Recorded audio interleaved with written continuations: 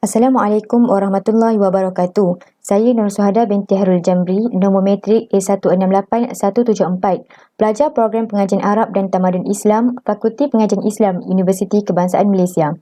Saya berada di bawah penyelidikan Dr. Azmul Fahimi bin Kamaruzaman. Pada hari ini, saya akan membentangkan latihan ilmiah saya yang bertajuk Kebangsaan Melayu menurut Burhanuddin Al-Hilmi.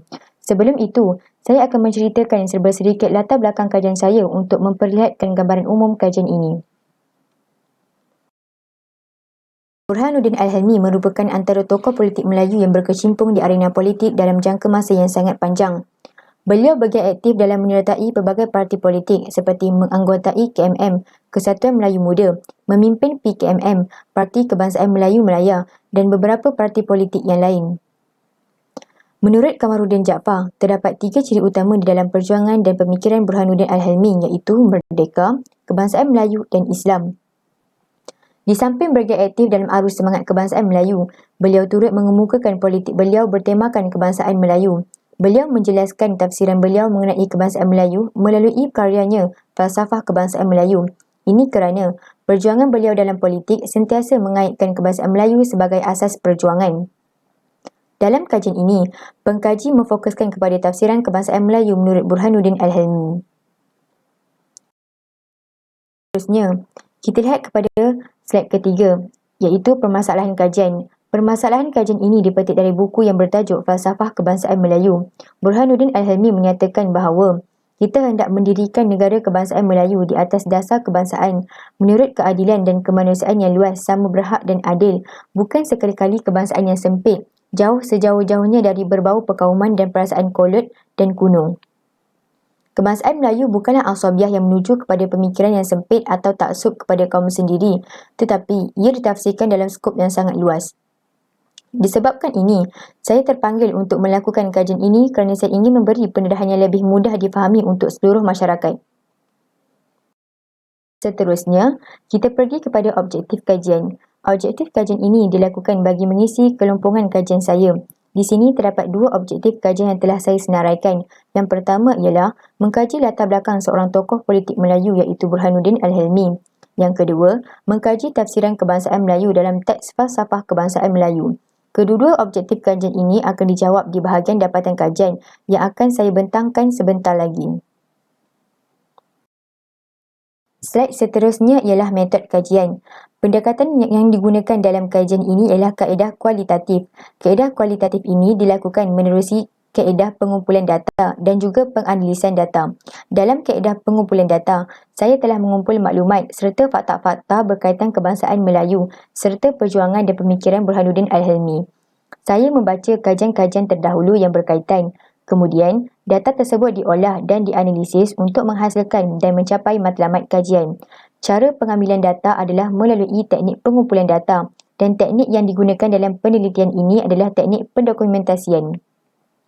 Teknik tersebut digunakan untuk mengumpulkan data melalui sumber tertulis atau buku yang relevan dengan tujuan penelitian. Antara bahan rujukan yang berjaya didapati di perpustakaan adalah pelbagai bentuk, seperti buku, tesis, jurnal, artikel dan majalah.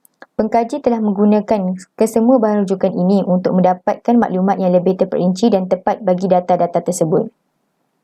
Seterusnya, dalam kaedah penganalisan data dilakukan terhadap sumber sekunder dan primer. Proses penganalisan data merupakan proses lanjutan selepas proses pengumpulan data. Dalam kajian ini, pengkaji telah menggunakan pendekatan kualitatif menerusi kaedah deskriptif dan analisis. Data-data yang dikumpulkan melalui pembacaan buku, artikel, jurnal dan dokumen dalam bahasa Melayu dan bahasa Inggeris dianalisis terlebih dahulu sebelum dikeluarkan. Pengkaji menganalisis data dengan cara mengumpul dan mengolah data yang sedia ada dan dikembangkan mengikut kepentingan dan objektif kajian. Segala sumber dan rujukan mengenai Burhanuddin digunakan sebagai panduan utama pengkaji. Saya akan membentangkan dapatan kajian yang saya perolehi melalui kajian yang dijalankan ini. Dapatan kajian yang pertama yang menjawab objektif pertama iaitu biografi Burhanuddin Al-Hilmi. Nama sebenar beliau ialah Amir Burhanuddin bin Muhammad Nur Al-Hilmi. Beliau dilahirkan pada 28 Ogos tahun 1911 di Cangkat, Tualang, Perak. Beliau merupakan seorang yang alim dalam ilmu dan bidang agama Islam. Beliau juga merupakan ahli tafsir Al-Quran dan hadis serta menguasai semua pelat bahasa Arab dan Nahwu Sorof. Beliau juga dikenali sebagai pejuang kebangsaan yang gigih. Awalnya bermula di Sekolah Melayu Behrang Ulu, Tanjung Malim, kemudian Sekolah Melayu Bekap sehingga darjah 3 dan berpindah Sekolah Rendah Kota Baru. Setelah tamat Sekolah Melayu, beliau dihantar ke Sekolah Pondok Pulau Pinang, tetapi disebabkan sukatan pelajaran yang kurang masyhur, beliau memasuki Madrasah Al-Masyhur Al-Islamiyah Pulau Pinang sehingga tamat tingkatan 6 atas.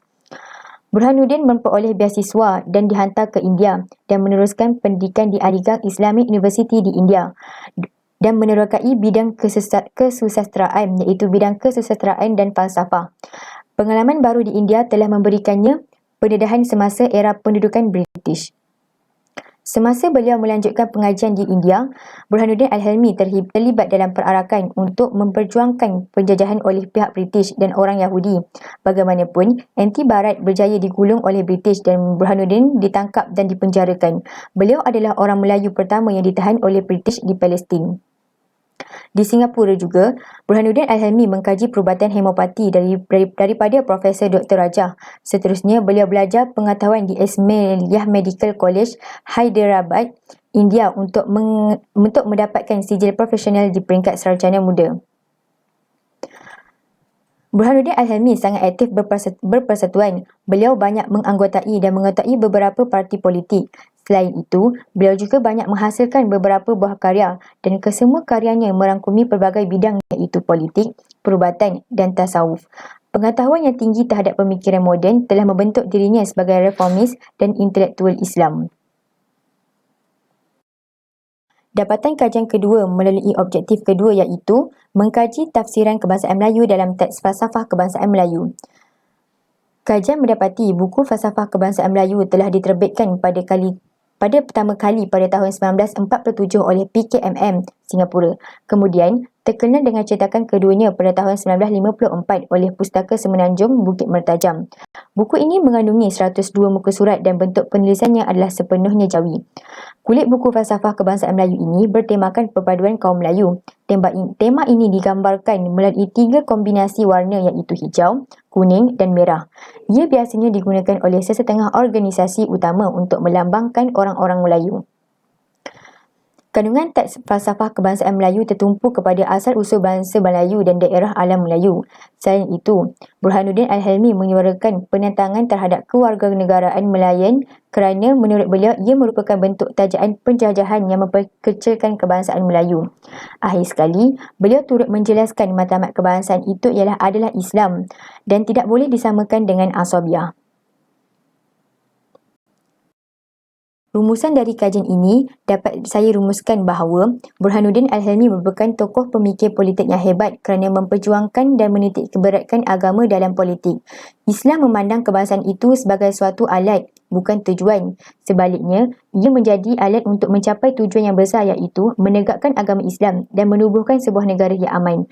Kebangsaan Melayu bukanlah asabiah seperti yang diperkatakan, tetapi jika difahami berdasarkan kewatanan, ia membawa kepada rasa kemanusiaan dan persaudaraan. Sekian, terima kasih.